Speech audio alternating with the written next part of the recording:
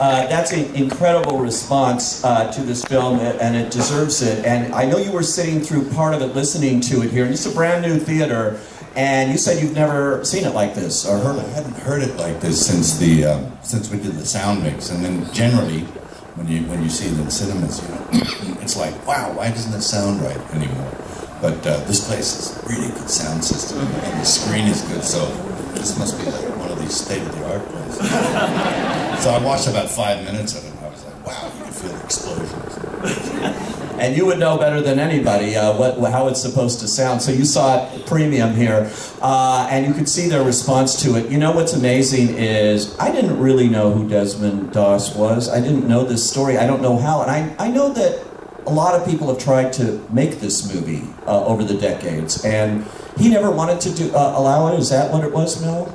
Well, fairly, fairly modest guy, not wanting to blow his own horn, and he didn't want anyone making a film about him. He was just a guy who wanted to go live on his farm and grow vegetables and say prayers.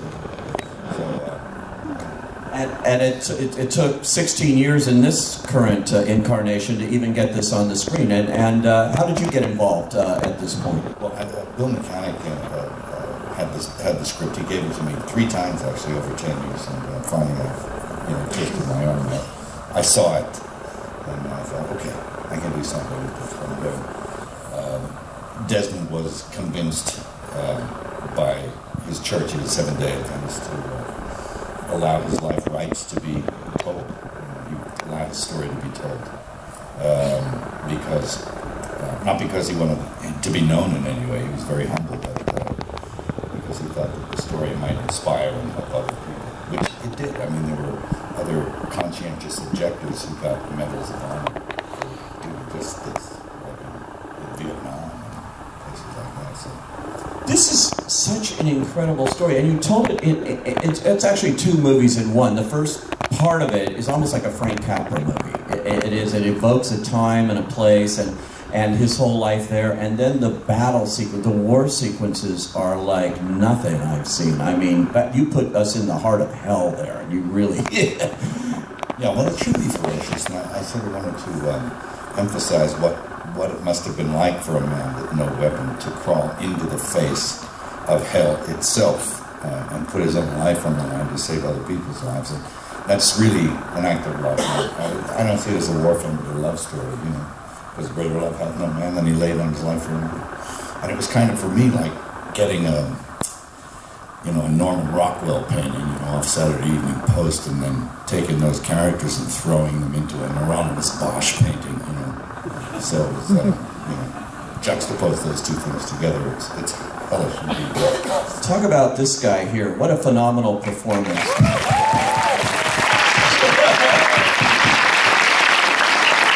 And Andrew, I know you had just come off working with Martin Scorsese on Silence. You sort of did that, showed up on the set, had much longer hair, took you into basic training, and there you are in World War II. Simple as that. Simple. Talk about taking on Desmond Doss. How did you approach this role? Well, I read the script and I thought, oh gosh, oh no, because I don't often read things where I know I have to go to work. I'm usually thinking who else would be better in the part. Yeah, I really do. I really do. And it's only occasionally that my longing to play the part and tell the story will outweigh my self-doubt and my terror of showing up. So for Desmond, it was a no-brainer for me. Added to which, you have one of our great American filmmakers, Mel Gibson, and you kind of... And no one, and I've seen the film countless times now, and he always makes me forget that I'm in it. And that is, I think, a testament to what he's able to do. Who do you think that is? I have no idea, and I don't care to know. No, but I get out. He takes me out of my own, kind of sense of inadequacy and things that I missed and all this kind of stuff, because just like it's a weird thing. When I go and see plays, when I go to the theatre, I get transported far more often than when I go to the cinema. And there are very few directors that can transport a cinema audience through the screen, where you enter the screen. The screen usually is a boundary, I find, between me and the film I'm watching. But with Mel, and everything that he does in terms of how he tells a story, it's visceral, and you're kind of transported, and he's the perfect person to tell this story. And it's all heart. Desmond is all heart. Mel is all heart, and it was the most fortunate series of events for me to find myself with him. Yeah, well, I have to say, on you know, my own defense here, but, this guy and Vince and Sam and Luke and Teresa, you know, Hugo, all made me look good. I mean, they're consummate professionals. And Desmond, or Andrew says he didn't know who he was up there. Well, he was Desmond.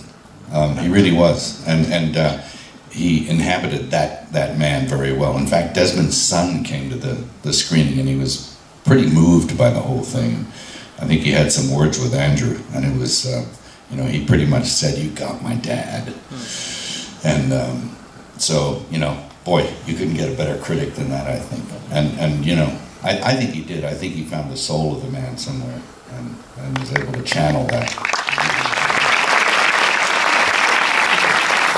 What is that like, Andrew, meeting the son? And you know, there's a certain responsibility when you're playing a real life person. And what is that like for you as an actor? Well, for me, one of the reasons why I love acting and telling stories is that it's the easiest way for me to connect. It's the easiest way for me to connect with the world I'm in, with the other people in the world I'm in, and be reminded that we're all the same, that we're all going through the same struggles, the same emotions, the same highs and lows. And any time, any moment I get where what we did, what we create transcends just making the film and telling a story is profound for me, and I have so much gratitude. So this was one of those moments, meeting Desmond Jr. at the night of the premiere, and it was like his father was there with us, kind of watching over us as we just wept with each other for about 10 minutes, attempting to speak and not really able to.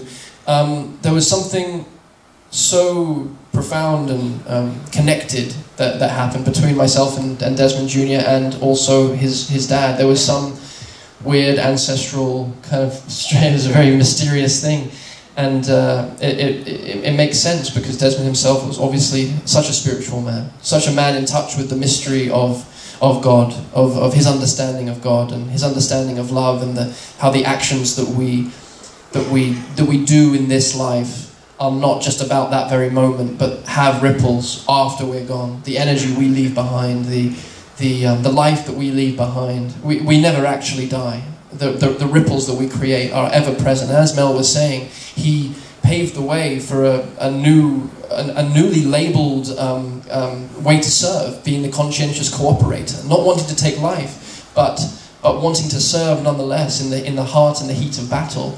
And as Mel said, he's inspired countless people, and I'm grateful that he finally allowed the film to be told, because obviously there's going to be people in this audience that seemed maybe will get more in touch with a part of themselves that Desmond brings out. I know he did that for me in playing him and spending time with his spirit. I was changed by his life.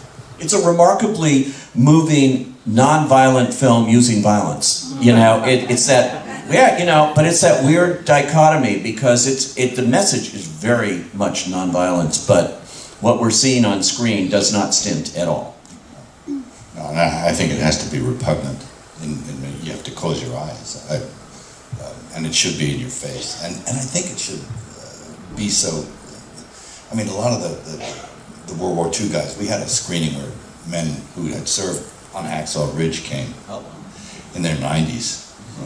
In wheelchairs, and cathartic for them. They wept, and afterwards they were out of their wheelchairs. It did something to them. It was like they were all on their feet, and I'm like looking at these guys going, "What are you? Were you just after the preferred parking or what?"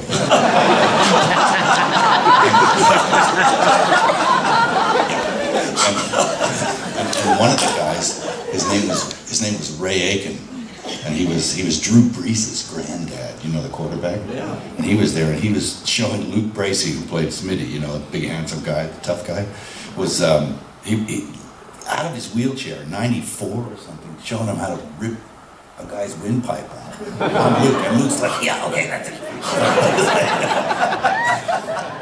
Like, wow, they went right back.